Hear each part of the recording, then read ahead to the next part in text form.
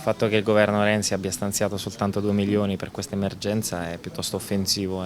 Io faccio spesso un esempio: 2 milioni di euro è più o meno quello che costa soltanto alla Camera dei Deputati il rimborso viaggi per 2 anni degli ex parlamentari. Questo ci costano gli ex parlamentari, per cui è evidente che occorre fare pressione. Noi siamo il 5 Stelle, quindi siamo una forza di opposizione, stiamo facendo pressione affinché il governo non si dimentichi del Veneto. C'è la sensazione a Roma che, siccome le calamità colpiscono una popolazione come quella veneta comunque operosa, che si dà subito da fare, c'è la sensazione che per questo siano maggiormente abbandonati. Invece dovrebbe essere il contrario, proprio perché è una popolazione operosa che continua a portare avanti l'economia con le piccole e medie imprese, dovrebbe essere maggiormente sostenuta. Noi siamo qui, stasera faremo un evento a mira di raccolta fondi come Movimento 5 Stelle, che ha una doppia obiettivo, appunto rimediare qualche migliaia di euro per sostenere, per fare qualcosa, anche se una goccia certamente, ma soprattutto per continuare a tenere un po' alta l'attenzione, perché nonostante qui c'è stata una vera e propria calamità, c'è stato un morto, ci sono stati milioni e milioni di euro di danni soprattutto per le famiglie e le loro abitazioni,